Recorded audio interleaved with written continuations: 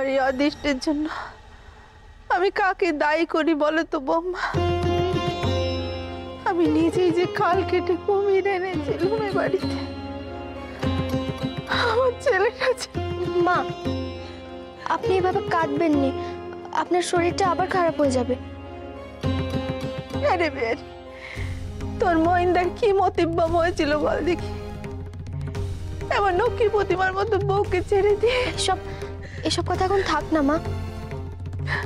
তুই আবার ক্ষমা করে দে মা, ক্ষমা করে দে। এসব আপনি কি বলছেন মা? এসব কথা বলতেনি। মা, আমার কিন্তু খুব খিদে পেয়েছে। তোর বৌমা কিছু রান্না করেছেন নাকি আমাকে অভুক্ত থাকতে হবে? না রে বেয়ারি, দাঁড়া। ও বৌমা, আমার বেয়ারি সুদাময়ী হাতে রান্না খেতে পারবে না, তুমি একটু দেখিয়ে দিও মা। আরে আমার ছেলে আবার এক রাত চাল ছাড়া খেতে পারে না, দেখো একটু তুমি। আমি বলে দিচ্ছি মা। ও বেয়ারি, আয় বাবা, বস দেখি আমার কাছে একটু। কি সর্বনাশ হলো বল দেখি রে ফুলু? কাল রাতে কাজটা করতে পারলাম না, সব তো হাতের বাইরে চলে গেল। তুমি এতটা উজ্জ্বলা হয়ে রে। আমি ভাবছি অন্য একটা কথা। ওই অত রাত্রে বেহারি ছোড়া বড় গিন্নির ঘরে কি করছিল? আমার মনে হয় তার কাছে আগে থাকতেই খবর ছিল। কিন্তু কে তাকে খবর দেবে ফুলু? হ্যাঁ, ওই জাল দলিলে যে বড়গিনীর টিপছাপ নেওয়া হচ্ছে তো কাকপক্ষে তো জানেনি। কাল যখন আমাদের মধ্যে কথা হচ্ছিল তখন সমু ছিল না? আর বাবা, সোমকে তো পই পই করে বারণ করে দেওয়া হয়েছে। ও, এখনো আপনি আপনার ছেলেকে চিনলেন না। সে হলো ঘরের শত্রুর বিভীষণ। তার মানে হচ্ছে গিয়ে সমু আগে থাকতেই না বেহারিকে সব খবর জানিয়ে রেখেছিল। আর সে বেটা একেবারে ওত পেতে বসেছিল কখন আমায় কপাত করে হাতে নাতে ধরবে। না দিদি, আমারও কিন্তু তাই মনে হয়। বুঝেছি। ওই মেজগিন্নি আর মইনের বউ তারা দুজন তো শব্দ শুনে দৌড়ে এলে, আর বুড়িরও ঘুম ভেঙে গেল। আর ওইভাবে বেহারি আমাকে কি অচ্ছেদা করলে সকলে মিলে জানেন, সকলে মিলে কি অচ্ছেদা করলে আমার ফুলু কি হবে? মহিনের বউ আঁচলের চাবির গোছা নিয়ে ঘুরে বেড়াবে আর আমরা আঙুল চুষবো। মহিন এখন বাড়িতে নেই। এই হলো আমাদের কাছে একটা সুযোগ। এই সুযোগ হাতছাড়া করা যাবে না। বলি এখানে কি হচ্ছেটা কি? সবাই মিলে জটলায় কি সলা পরামর্শ হচ্ছে শুনি? কিচ্ছু না মা, কিচ্ছু না।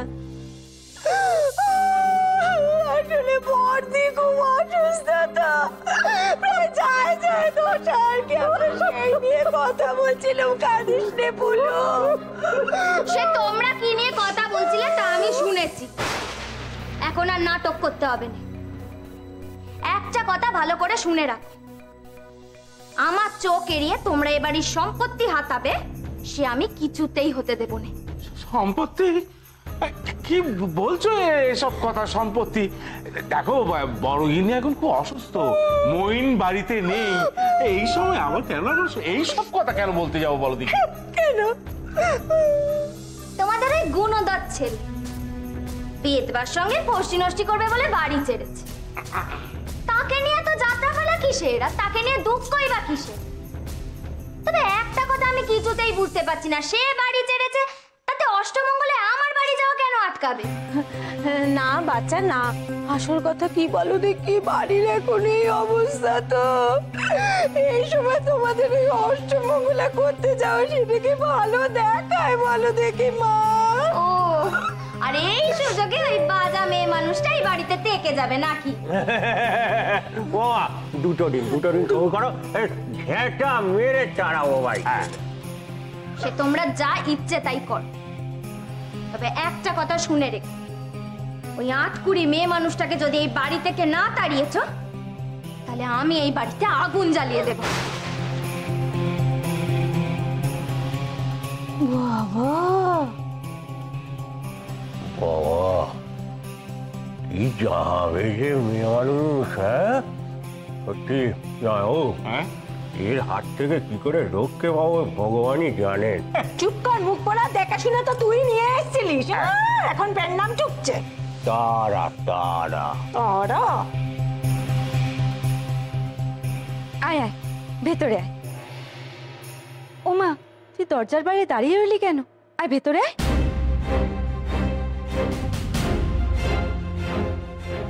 আচ্ছা, তোর নাম কি রে? আগে ভানু। ভানু? বাহ, ভারী ভালো নাম তো। তুই কোথায় থাকিস? ওই যে এই রাস্তাখানা যেখানে শেষ হয়েছে ওই মাঠের ধারে।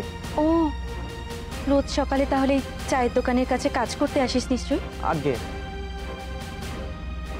আচ্ছা ভানু, আমাকে রোজ বাজার এনে দিতে পারবি? হ্যাঁ পারবো। আমাকে কিন্তু রোজ বাজার এনে দিতে হবে, কামাই করলে কিন্তু চলবে না। তার জন্য তোকে মাসে 5 টাকা করে দেব। 5 টাকা? হ্যাঁ, 5 টাকা। শোন, এইটা হচ্ছে বাজারের ফর্দ, আর এটা হচ্ছে মুদির ফর্দ। কি কি আনতে হবে এর মধ্যে সব লেখা আছে কিন্তু। বিনোদ, বিনোদ, এ কি? এটা আবার কে? ও হলো ভানু, সামনে চায়ের দোকানে কাজ করে। এরপর থেকে রোজকার বাজার ভানুই করে দেবে। টাকাটা দিন। টাকা কোথায় আছে জানোই তো, নিজে নিয়ে নাও। আগে আমি পাশে আরো দুখানা বাড়িতে রোজ সকালে বাজার করে দিই। আমি পারবো। আমি জানি তুই পারবি। এই নে, তোর আগাম মাস মাইনে 5 টাকা, আর এর মধ্যে বাজারের টাকা আছে। তাড়াতাড়ি গিয়ে বাজারখানা করে আন। ঠিক আছে, আমি গেলুম আর এলুম। এ কি বিনোদ, কি শুরু করেছো তুমি? হ্যাঁ, সকাল সকাল একজন অচেনা লোককে বাড়ির মধ্যে জুটিয়ে এনে। না জোটালে উপায় কি মহেন্দ্রবাবু? আপনি তো কালই জানিয়ে দিয়েছেন বাজার দোকান কিছু করতে পারবেন না। তাহলে রোজ রোজ আমরা না খেয়ে থাকবো? তাই বলে তুমি নিজে সকাল সকাল একা একা বেরিয়ে যাবে? তাছাড়া আর উপায় কি? যাই হোক, আজ কিন্তু আপনাকে কলেজ যেতে হবে। কলেজ? আকাশ থেকে পড়লেন মনে হচ্ছে। তাহলে পুরুষ মানুষ হয়ে কি সারাদিন বাড়ি বসে থাকবেন নাকি? দেখো বিনোদ, তোমার সঙ্গে একটু সময় কাটাবো বলেই তো বাড়ি ছেড়ে আমরা পালিয়ে এলাম, আর এখন তুমি আমায় দূরে চলে যেতে বলছো। পুরুষ মানুষের যেটা ধর্ম, আমি ঠিক সেটাই করতে বলেছি। দেখো বিনোদ, অচেনা জায়গা, অচেনা পাড়া, এখানে তোমায় একা রেখে যাবো কি করে বলো তো? বিপদের ভয় আমি করি না মহেন্দ্রবাবু। আর তা যদি আমি করতাম, তাহলে ধর্ম ত্যাগ করে একজন পরপুরুষের হাত ধরে আমি বাড়ি ছাড়তে পারতাম না। না না, আমার কথার মানে তেমনটা ছিল না। আমি যেটা বলতে চাইছি সেটা হলো, দেখো তুমি সারাদিন বাড়িতে একা থাকবে, আমাদের চেনা জানা কেউ নেই, হঠাৎ করে যদি ভর দুপুরে কোনো অজানা লোক চড়াও হয়। পুরুষ মানুষের হাত থেকে নিজেকে রক্ষা করার ক্ষমতা আমার আছে, আর সে কথা আপনার থেকে কেউ ভালো জানে না। বিনোদ,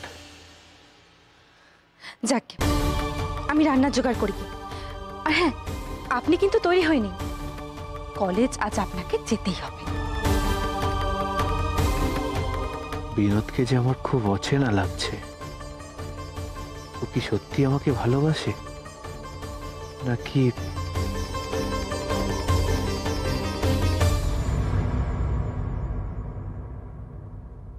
কেমন বুঝলেন কবরেজ মশাই?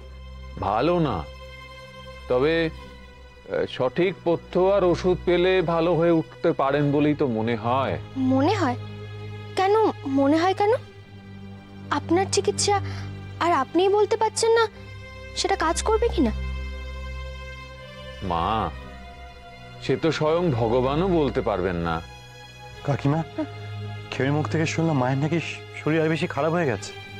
হ্যাঁ বেহারি, সেই জন্যই কবরেজ মশাইকে খবর দিয়ে আনা হয়েছে। আচ্ছা, আপনারা কি কেউ ওই অশ্বগন্ধা বা শ্বেত বেরেলা গাছের মূল জোগাড় করতে পারবেন না?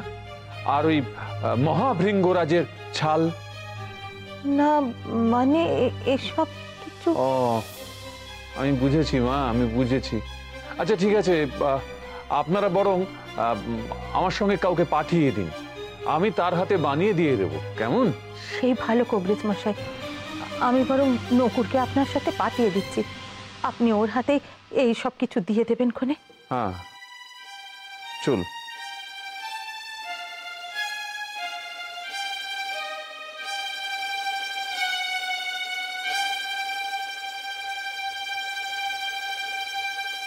বৌঠান, এসব কি শুনছি?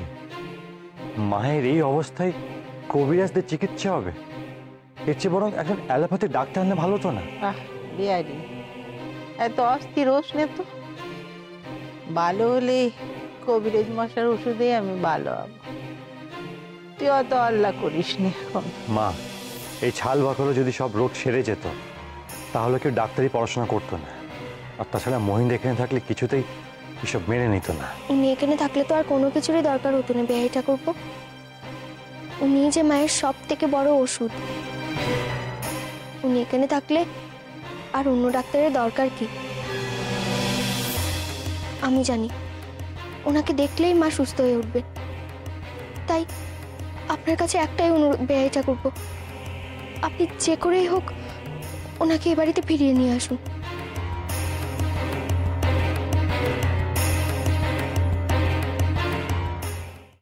এত অবাক হওয়ার কিছু নেই বেহাই ঠাকুরপো। এইটা না হলে মাকে বাঁচানো যাবে না। আজকে মায়ের এই অবস্থার জন্য একমাত্র উনিই দায়ী, আর উনি ফিরে এলেই মা ভালো হয়ে উঠবেন। কিন্তু বৌঠান, এতে কোনো অনর্থ হবে না তো? অনর্থ? অনর্থ কেন হবে বেহাই ঠাকুরপো? এইটাই তো ওনার নিজের জায়গা, এখানেই তো ওনার থাকার কথা। নিজের বাড়িতে ফিরে এলে কিসের অনর্থ হবে? তুমি ভালো করে জানো বৌঠান যে আমি কি বলতে চাইছি। জানি, আর এইটাও জানি উনি ফিরে এলেই মা সুস্থ হয়ে উঠবেন।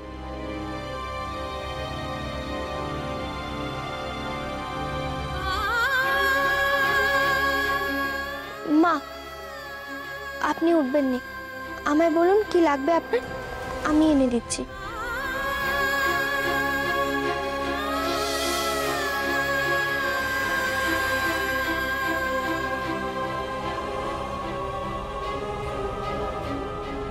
এত চেষ্টা করেও এই সংসারের ভাঙন আমি আটকাতে পারলাম না।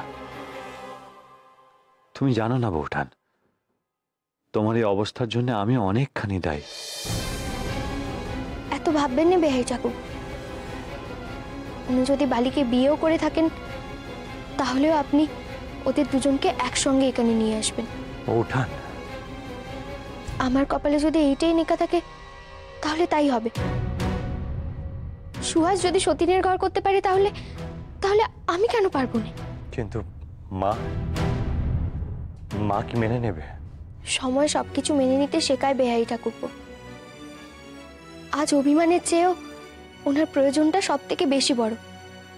শুধু তো আমি পেতাম নয়, এই দেশের আর 5 জন মেয়ে যদি নিজের স্বামীকে ভাগ করে নিতে পারে তাহলে তাহলে আমি কেন পারবো না?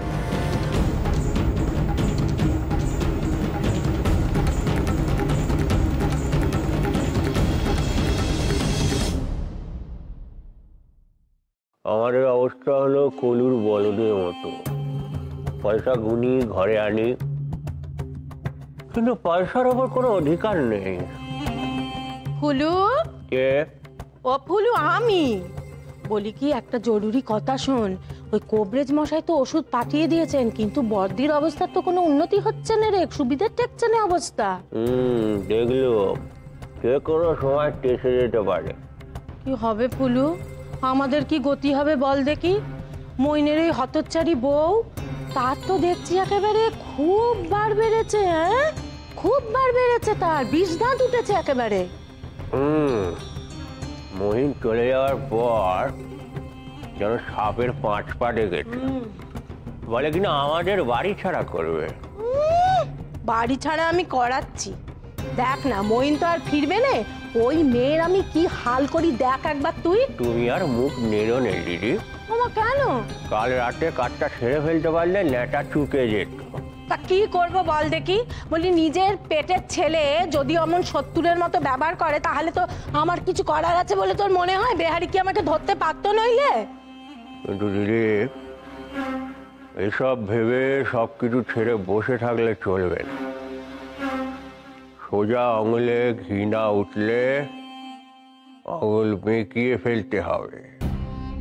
ও ফুলু, ফুলু বলছি যে নতুন কিছু ভাবলি রে তুই? রসো রসো দিদি, অত তাড়াহুড়ো করলে চলে নাকি? কিন্তু হাতে যে আর বেশি সময় নেই ফুলু।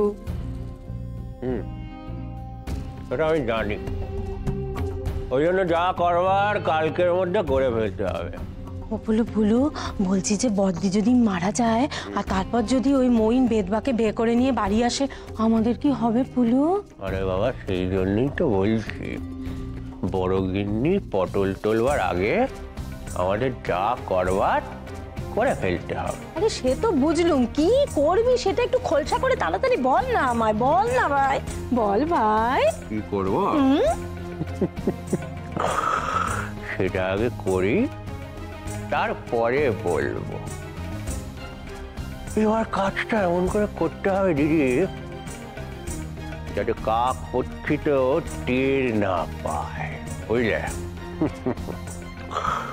দিদি আমি যাই, তাড়াতাড়ি শুয়ে পড়তে হবে, কাল অনেক ভোরে উঠে তারপর বেরোবো।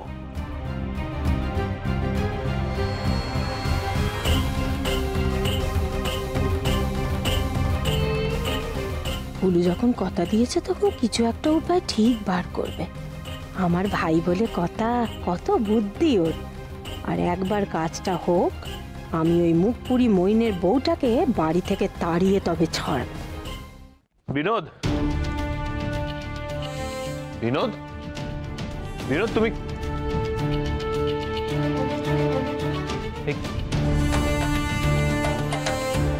বিনোদ তো কোথাও নেই।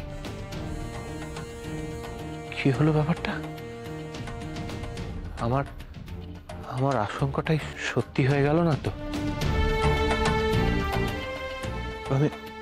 আমি না থাকাকালীন বিনোদের কোনো বিপদ ঘটলো না তো? এই রে, আমারই তো দোষ, পুরোটাই তো আমার দোষ। আমার উচিত হয়নি, আমার ওইভাবে বিনোদকে বাড়িতে একা ফেলে বেরিয়ে যাওয়াটা উচিত হয়নি। এবার এবার এবার এবার কি করবো আমি? কোথায় খুঁজবো বিনোদকে?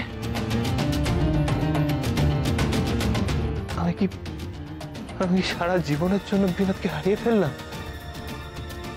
বিনোদ, বিনোদ তুমি কোথায়? কোথায় বিনোদ? কি করবো বিনোদ?